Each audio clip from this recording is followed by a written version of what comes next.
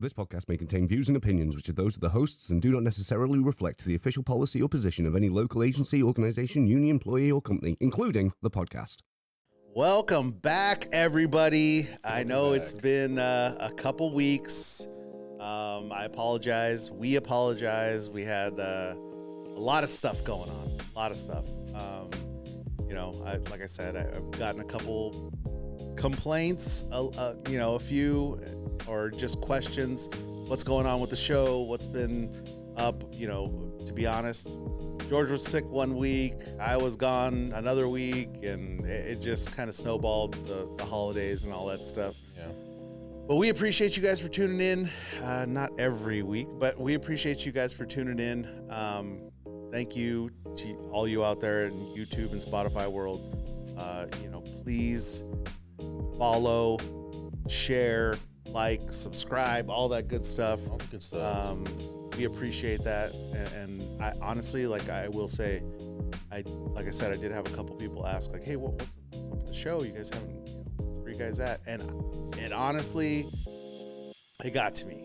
I appreciate you guys for tuning in, and it's amazing to see that people, honestly, all around the country, I'm not sure about the world, but all around the country, care and watch the show. It's awesome. We really appreciate it. So today we actually came back with a good show. It's not just me and George today. No, not today. So Anna Ortega is here with us today from Amazon. If you guys haven't been paying attention, Amazon, more specifically, the Teamsters organizing Amazon has been all over the place. I mean, especially since the strike. We can talk about it now because it happened already. Especially since the strike, we've got a lot of media attention. The Teamsters are trying to organize Amazon and to get them better wages, benefits, safer work environment, all those things that the Teamsters provide. Yeah. That's literally what we do. We try to better people's lives. Yeah. So without further ado, Anna, Hello. nice to meet you. Hello. Thank you so much for having me. Yeah, for sure. Thanks for being on. So, why don't you tell us a little bit about yourself? Where are you from? What do you do? All that stuff. Yeah, so he introduced me. My name is Anna Ortega. I'm from San Bernardino, born and raised in the city. And I'm an Amazon worker. I work at KSPD. It's Amazon's largest air hub on the West Coast. Oh, okay. How long have you done that? I've been there for over 3.5 years now. Okay. And you said that the facility has been open just as long, right? It hasn't been Yeah. too long. I want to say probably closer to 3 years and 4 months, something like that. Okay. I actually started working at the facility about a month or so after it officially launched and opened. Okay. Wow, so you've been there since the inception of that facility, at least. Yeah. Obviously, Amazon's been growing and doing their thing, Yeah. which is one of the reasons that it's hard to get them organized. Yeah. They have a lot of money, and they're spending a lot of money To keep us from organizing them. to keep us. Well, I wouldn't even phrase it like that. To keep their workers from getting better pay, better benefits. That's what they're doing. They're spending millions of dollars on, union busters, on law firms Yeah. to But that's a drop in the bucket keep for Amazon. believe me, I get it. But to keep their workers from actually getting what they deserve. I mean, there's nothing new there. We know that, the big corporations, they like to keep their employees paid low so that, the shareholders and everyone below them, that are in that category, make a ton of money. That's just how it is. And I will say that, they've done a good job as far as hiring. I know for sure because, we came out of UPS. They hired a lot of UPS management and employees of UPS. Yeah, I do know one personally that went. Yeah. We know them for We know sure. 'em. And we know you're out there screwing people over. All right? So don't think we don't know who you are. Air all your dirty laundry. Nice. But anyways, so a little bit more about you, Anna. So, you started there. What exactly do you do at Amazon? Yeah, so I specifically work in the department at KSPD called MES. We do all of the sorting. So we work with like robotics, conveyance, stuff like that. It's simple in the sense that what we do is very repetitive, and like most of the areas that you can be staffed at in my department, you're literally picking up one package at a time. You're doing a check of it to make sure there's no rips, it's not leaking or anything like that. And then you place it on a conveyor. The conveyor takes it off to wherever it needs to go, or you place it on a robot, and the robot takes it off to wherever it needs to go. As a facility, we're not actually like processing or packaging any of the orders. Okay. Like items get to us on planes and they leave on trucks, or they get to us on trains and they on trucks and they leave on planes. And Okay. So, yeah. So I mean, you essentially do a lot of what Distribution. UPS does, logistics, Yeah. right? So you're not packaging things, you're not doing that. You're getting volume in, sending volume out. Yeah, That's exactly. that's the whole, that's I guess, where you are in the machinery of Amazon, right? So like I guess I kind of want to get into what exactly are the things that you specifically in KSPD want to change. Yeah, I think definitely for starters, I would love to get paid a living wage. I would love for my coworkers to get paid a living wage. I have a lot of coworkers, who have kids or, other responsibilities that they have to take care of in their lives. And so to see my coworkers have to work 6-day weeks or, pick up second jobs, I think is astounding. We work for one of the richest companies in the world. I think it's the second richest company in the world. Yeah. I literally just heard that on the news this morning. They were like, Amazon is the second richest company in the world. And I'm like, Yeah. Yeah, so to hear headlines and news like that, and then turn, to my sides and see my coworkers struggling to provide for themselves, for their families, it's disgraceful, like absolutely Amazon can afford to give us a living wage and still be incredibly profitable and still be able to expand and grow as a company. And so, yeah, I think for me, that's probably one of the biggest things. Other things like safety on the job are incredibly important to me. The company loves to boast and talk about how safety is a priority to them. They're really good in a PR sense of boasting about safety. of course. Yeah. But when it comes time to actually show us, right, that our safety is a priority to them, like time and time again, they fail us and they show us that it's the complete opposite, that they, given the chance, given the opportunity, 100% of the time, they're going to prioritize productivity and profits over, the human beings that work for them. And again, that's incredibly disgraceful, They tell us that they want us to leave the facility in the same way that we showed up there, or even better. And, how many times have people from my facility left in ambulances? Like, it's not true what they say. And so, yeah, like I think having that actually be true and them showing us, right, not just saying it, but actually with their actions providing us safer jobs and taking into accountability, like the fact that we're human beings and we're not robots that can work 100% 24/7, just like they're robots and then conveyors need breaks. We do too. And so, yeah. And I will tell you that necessarily doesn't change under, union contract. And what I mean by that is UPS still is trying to skirt the contract, they same way they have like a great PR right there. They always tell us, right, George, they always tell us your most important stop is the last stop, right? Which is you getting home. You know what I mean? But they don't fucking give a shit. So what we have is our contract, and that's what we can lean on and, we can enforce. So when they do stupid things like, I actually had a supervisor or actually a manager at one point where I started early to do safety. So I was on the safety committee, just like what you were kind of saying, it's important, right? So we have our own safety committee. It's in the contract. Great. So I started early to do safety. We go out there, I'm approaching 14 hours. So I need to get off the clock because it's DOT regulation. My manager tells me, no, I'm taking away your safety time. Like I'm not paying you for it. And he proceeds to tell me I am being told to continue working and delivering my packages and finish my route. which was obviously very, very heavy for the day. It wasn't like I was milking it. I mean, we were talking about, during peak. And Yeah. so he doesn't care. He just forces me to continue working. Obviously, now we have a contract and all this stuff, right? So we file a grievance, do all this stuff. He ends up paying. And then this jackass, sorry for lack of a better term, this jackass gets promoted. But that's the type of people that UPS, that these corporate companies want to promote. They want people that are going to push their people, that are going to do whatever it takes for the company, for the bottom dollar. It's not about the workers. It really isn't. So, we totally understand. And the number one thing is getting you guys a contract. So I know the Teamsters are pushing on that.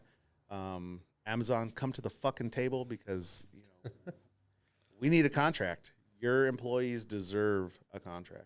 So, I mean, let's talk about it. So, you start this facility 3.5 years ago. How did you get involved in the union aspect of things? Like, what made you one day just want to go, hey, I need to step up and step out for the rest of my brothers and sisters there, which a lot of them, especially in the non-union aspect, they don't really consider you that, but you're putting your neck on the line for them. So what made you want to do that? Yeah, so I actually remember that moment very clearly. I was sitting in a chair at like a site meeting, all of the workers got pulled off the floor and senior management was up there like going over slideshows and whatever. But, my coworkers had started pushing a petition.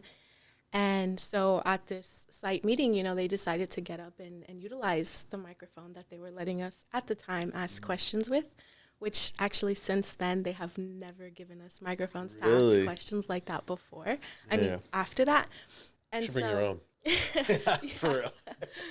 But so, yeah, like kind of just sitting there and listening to my coworkers be strong and, really ask important questions, tough questions to management, and like seeing them scramble, to not be able to give an answer, try to grab the microphone so that people could stop asking these great questions. And like I was just sitting there like thinking to myself like, wow, like these people are really badass. Like they're really brave, they're really strong.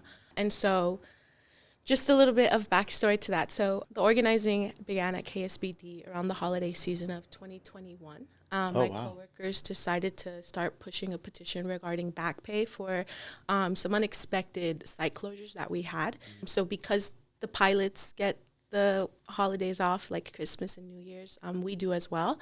And so the facility actually shut down for about 3 days.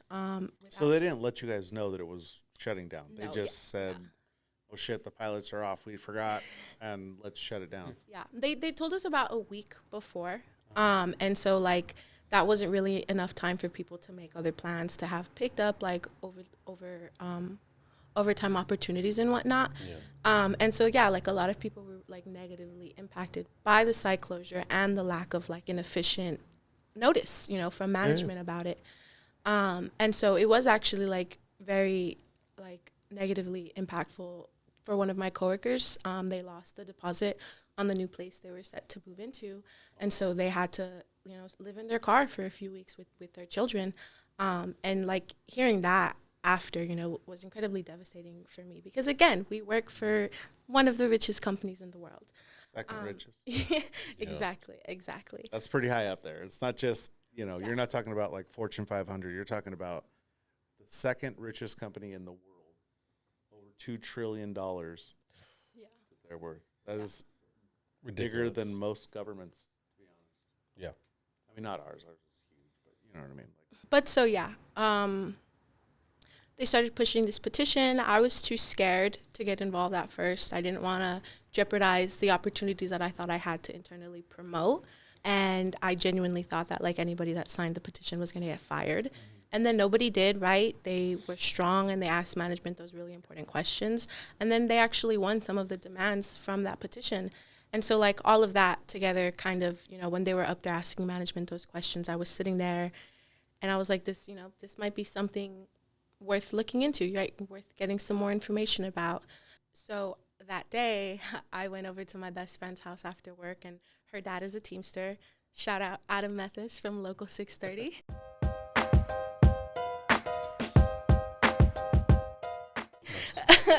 But so yeah, like I went to him with some questions, you know, letting him know like that I was scared and, you know, kind of what they had done, what they were asking for.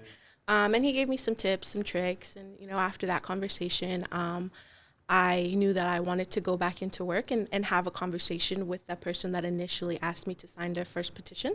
And I was even really nervous for that because I was like, I don't really know much about this. Like, but I, again, like had to overcome that. And I did, you know, we got paired for like a safety project at work. And as soon as the manager left us, I was like, okay, like it's now or never, dude. Like you got to just ask.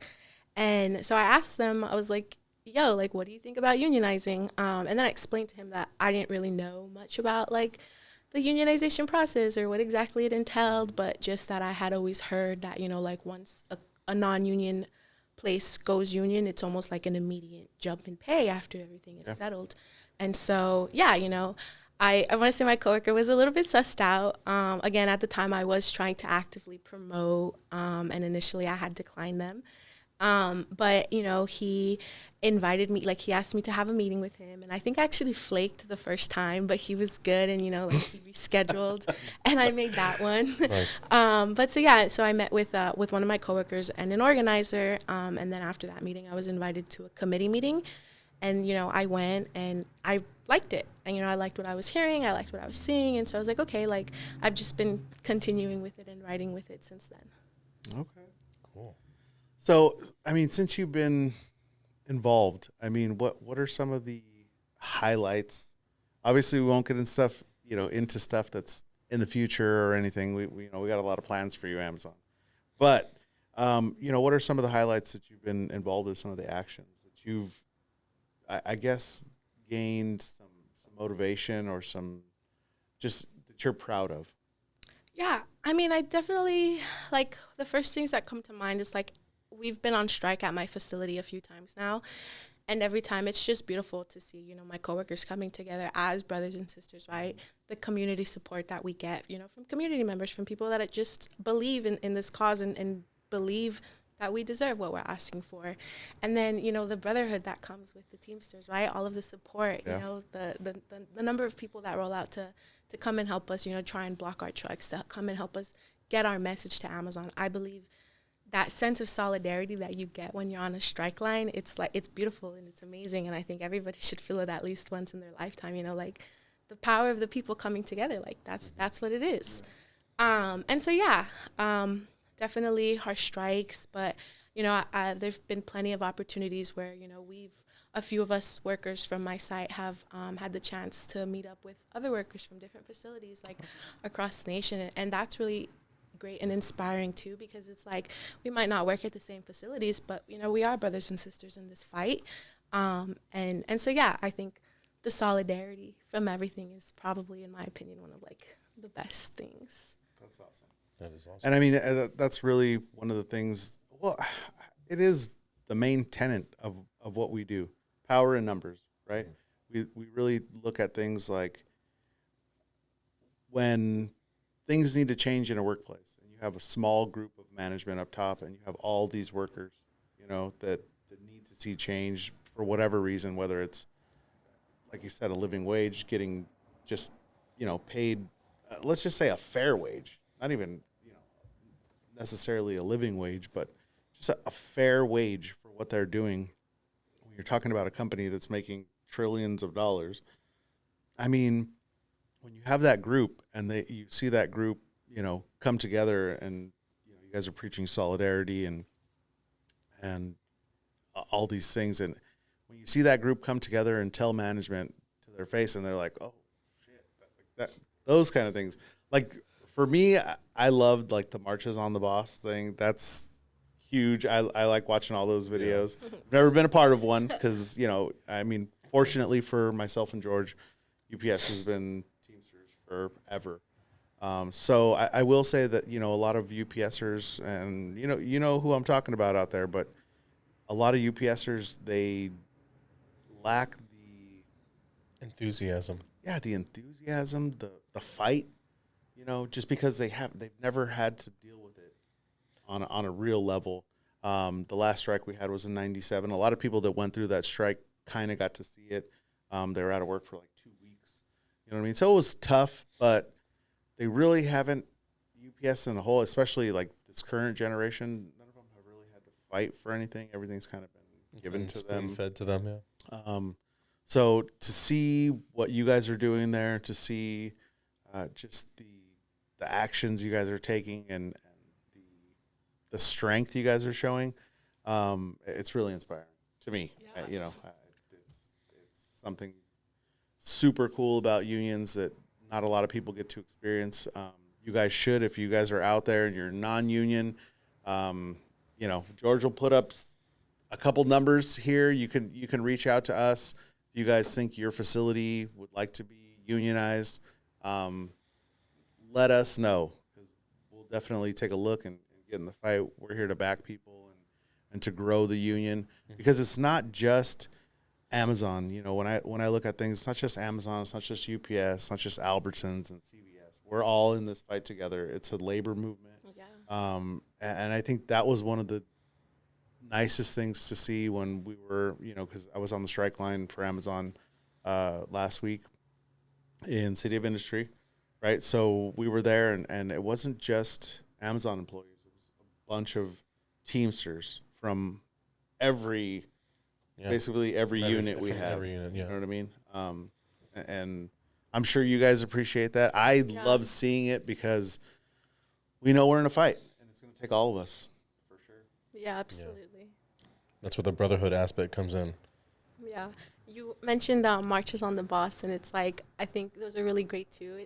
They can bring up a lot of emotions. Like, there have often been times where, like, my hands are literally shaking while I'm standing there, with this group of coworkers, like, listing our demands or whatever it is. But actually, one of the last marches on the boss we did was we delivered our majority of authorization cards, right? We delivered the notice that we reached majority, and the general manager of the facility literally walked away from us. Like, he literally ran, and he yanked the manager directly under him to walk away with him. And so that was really funny to see. I just had to mention that. He ran from you guys? He ran so away. He didn't, did you give him the paperwork? Yeah, so anytime we've done a march on the boss, they don't ever accept any of our paperwork. I think one of the first ones we ever did, we did get the general manager to take it, but then he gave it right back to us. I think they're trained to not take anything from us, so we'll always kind of just leave it on someone's office table, and we always email the documentations to them as well, just so that we know you guys got it. Yeah. Whether or not you guys wanted to take it from us, we know you guys got it. Yeah. Okay. So what are some of the things you've asked for, I guess? Yeah, well, I mean, it kind of just depends. Usually when we do a march on the boss, it's centralized around several demands, or maybe even just one. But it kind of just depends, right? Like, what our coworkers are feeling.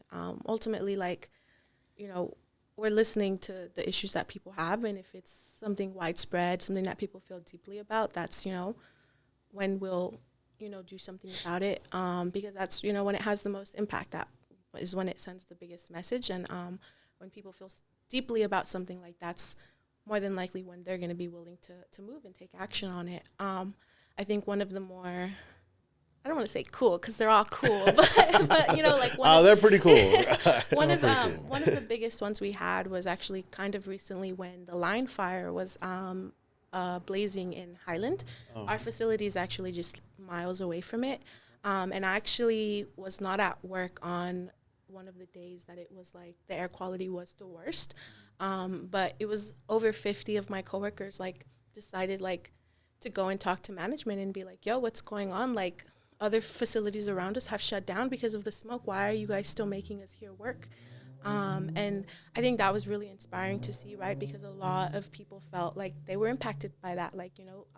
Just hearing back from coworkers about that day, they could see the smoke, and we have people that work outside. And so, they're affected by it to an even bigger degree than those of us inside. And so, yeah, I think just hearing back from that day.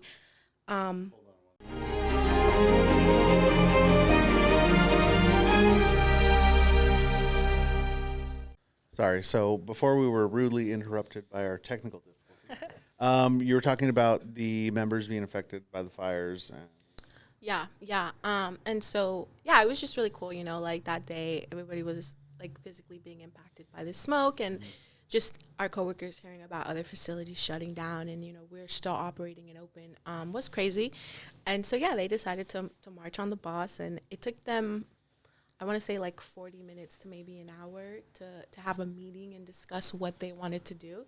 And ultimately coming out of it, they did decide to shut down the facility, send everybody home with pay. And I believe we stayed closed for the next day, the following day, and then we reopened a day after. So they shut down for like 2 days. Oh, wow. Yeah. So that was really incredible to see, and oftentimes that's what it takes to make change and win things like at our facility. And so there. How many people work at your facilities? I actually am not really sure about what the exact number is, but definitely over 1,000. Yeah. Okay. Yeah. And multiple shifts. And Multiple shifts. Yeah. We have like a early start shift, I believe. Sunrise is what they call it. They'll get in like at 3. Day shift will get in at 7. And then night shift gets in at 5:30. Okay. So you have like 3 different shifts that run. It's 24-hour facility, I assume. Yeah. Yeah. We have, the same. I don't think in San Bernardino, but we have the same like in Ontario. Ontario's the same. Just constantly running. There's thousands of people that work there. Yeah. Just to touch back on your guys' march on the boss, how often does that is it successful? Is it more successful than it is not? Well, I mean, I would argue that they're always successful because at the end of it, it's good energy from, whoever went. And I think ultimately, like when we do marches on the boss, it's like obviously we want to send a message to management about what the demands are, but it's also a message of like, look how many of your workers are coming together to stand behind this issue. And then again, like telling our coworkers like how it went, how management reacted, like what we are expecting to come out of it, and then ultimately what does come out of it. So I think like it just depends on like what you're basing it off of. But I mean, I think it's always really cool to have like those follow-up conversations with our coworkers about it. And so what does that look like when you have, a certain number of employees that do the march on the boss and the others, like are they just watching? Are they, non-participant, like they just don't want to participate at all? Like I mean, it kind of just depends on like when exactly, like what time of the day we're doing a march on the boss. A lot of them have to be off of the clock. We have to actually be clocked out. And so, there's sometimes people who don't have the time necessarily, even though they would like to be there. And there's definitely some people who don't want to be there, regardless. But like it kind of just depends. I think it goes back to like the issues thing, right? If somebody feels very deeply about an issue, more than likely that's going to be someone who will show up to the march around that issue. I hope that Amazon employees are out there listening and seeing what the Teamsters are doing, seeing what people like Anna in your facility are doing. Obviously, it's going to be, a different person or a different group of people for every facility, right? But that being said, we're doing this for you. I hope you guys understand that this whole fight, people like Anna, other people within your facility are putting their neck on the line for you. I know you might not see it yet, but when we get that contract, you will understand that, safety is going to improve, wages, benefits, all these things. These people are fighting for your livelihood, believe it or not. And it's amazing to see somebody like you. You're really inspiring to me. It's great. Is there anything that you want to get across to those members, let's say, that are just either on the fence or they don't know really what's going on? Yeah, I mean, I would definitely say, if organizing is happening at your facility and you know about it, you know who to go to, just have a conversation with those people, all that, worst case scenario, you lose a few minutes of your time, right? You don't learn anything new, but I think you'd be surprised, you might actually learn something new. I think, thinking back to, how I was first scared to get involved, like I didn't know about my rights as a worker, as working in this country. And so, I think even just that, like have a conversation like with your coworkers. And if not, like reach out to the Teamsters. I think right now is a really great time. You know, it's the labor movement is I think stronger than it has been in, you know, the last couple years. And we truly do have a brotherhood behind us, and it's beautiful. And you know, like, I got my strike check. I think you know, something that that you know, management was saying and pushing at my facility, like leading up to the strike, was like, oh, it's too good to be true. You know, the Teamsters aren't going to pay you guys, and it's like, boom. Oh, like, really? Strike check on my forehead. I got it. Aren't they also saying that like you have to pay $800 in union dues a month? There was a lot. Someone of, told me that he talked to an Amazon guy. I think it was Drake, and he said that the Amazon guy told him, like, "Hey, you guys really pay $800 in union fees a month?" And he's like, "What are you talking about?" Yeah, there's a lot of misinformation, and that's why I think definitely, you know, like, talk to your coworkers, reach out to the Teamsters, like, inform yourself, educate yourself, because truly it's despicable what the company is saying right now, like what they're coming up with, what they're spouting. It's like, and so yeah, definitely, like, educate yourself. What are some of the things that you've heard specifically that the companies, the lies? I guess. Yeah. Well, I mean, like, yeah, just taking into consideration, like, the union dues. They're like, oh, it can cost hundreds of dollars a year, which is like, okay, that in itself isn't a lie, I suppose. It might be hundreds of dollars that you might end up paying, but like, they don't talk about, you know, what comes with it, right? Like, what, not necessarily what you're getting in exchange for those dues, but kind of, you know, like, what will be the outcome of it all, like how, just stuff like that, right? And then, like, another thing they like to say, it's like, oh, like, union seniority equals favoritism, and it's like, things like you won't be able to have The opposite. That's the complete opposite of what seniority is. Yeah. They talk about how, like, you'll no longer be able to have, like, a direct relationship with your managers and with management or whatever. And yeah, so You're all, why would I want a direct relationship? Seriously, it's like, yeah, What are they doing for me? yeah. But I mean, just things like that, right? And it's like things that we are constantly having to almost kind of have to, like, battle in them now with it. But, you know, we're going to overcome it. You know, at the end of something that I like to say to myself and to a lot of my coworkers, it's like, look, we're not out here trying to swindle people. You know, we're not trying to get them to join a pyramid scheme or anything. Like, we're literally utilizing our rights, and, you know, we're fighting for better with them. And so, yeah, I think that, you know, that's what it boils down to, just informing yourself, you know, reaching out. Like, think about, like, why a company is spending so much money to try and not make something happen. oh, 100%. I've seen some crazy numbers too, like Yeah, some of those thousands of dollars Some a of those day. union busters, make $3,000 a day. Yeah. They'll spend like 90 grand on a fucking union buster for a month, right? When they could That's put crazy. all that money into helping their own employees, They're like, no, we're going to spend it here because we don't want to right? take care of our employees. That's That's a weird. It's such a weird, like, it's logically it doesn't really make sense. Like, you're spending all this money on one dude as opposed to your workforce that's supposed to work for you and with you. Like, now you developed a bad relationship with them. They'd rather beat them down and It's so weird to me. take the W than actually take care of people. Yeah. They're, It's so and weird. it's not just random people. These are your employees. Yeah. These are your workers. And I know that Amazon has done their best to separate themselves from their workers, especially with the We didn't even the really DSP talk about model. that, yeah. you know what I mean, where they're saying these people are not our employees, they're contractors. Yeah. Third-party Full contractors, time, right? they only deliver Amazon packages. They're driving Yeah. Amazon vans, wearing Amazon vests. Amazon vests. Yes. Do they use their own phone, or they provided a phone to scan with? I'm actually not sure. I would assume that they're provided one to scan with. I would assume. Yeah. I mean, and shout out to Victor Moneros.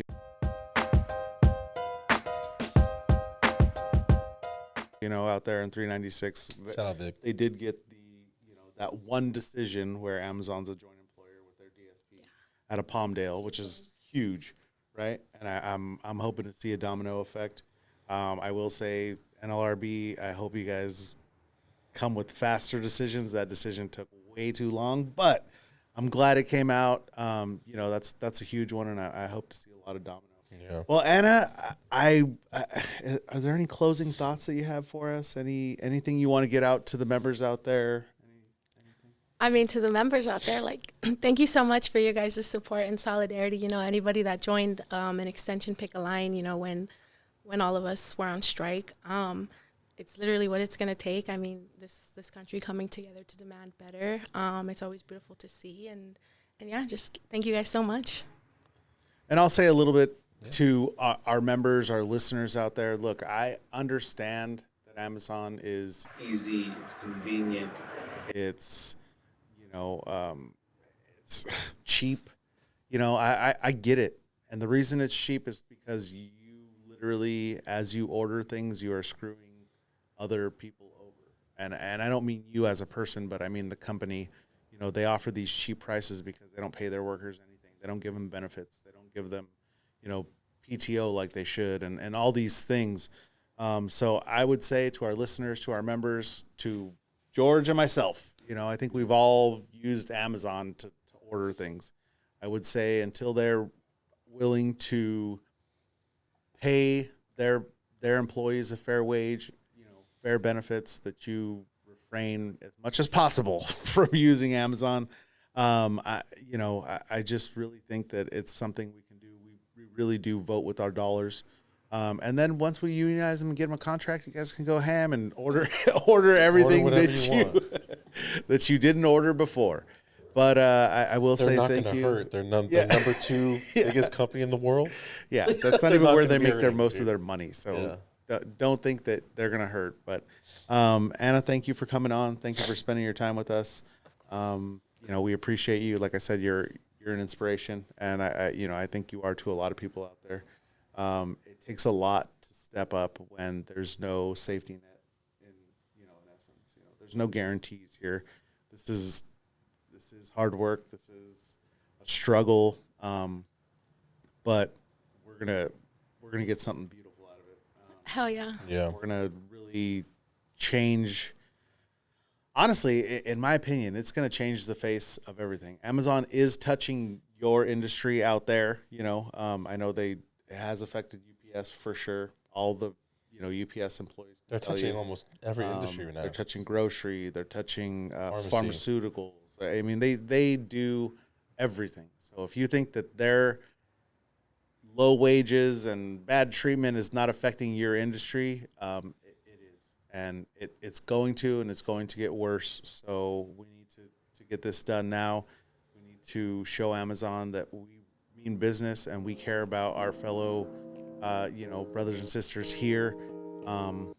And that's really what it is. So, like I said, we appreciate you coming on. Thank you very much for spending your time with us. Please, you guys out there, obviously, like I said, I apologize again. We've been gone for a couple weeks, but we're back. And we're going to be shooting next week. So we should have, some regular scheduled shows as usual. Released on Friday. You guys will see this on Friday. What's it? I don't know what next Friday is. Couple days after New Year's. So you guys will see it on a couple days after New Year's, but we appreciate you for tuning in. Thank you. Please like, share, subscribe. Follow us on Instagram at OCST952. You can email us at ocst.000@gmail.com with all your questions, comments, concerns, or if you want to get in contact with anyone to try and organize your Amazon or anyone else, any other labor movement, just hit us up in the email and we'll connect you with the right people. Or if you want to say hi to Anna, you send us a message, and then we'll go ahead and pass the message along. Yeah. But thank you guys for tuning in, and we'll see you next week. See you next week.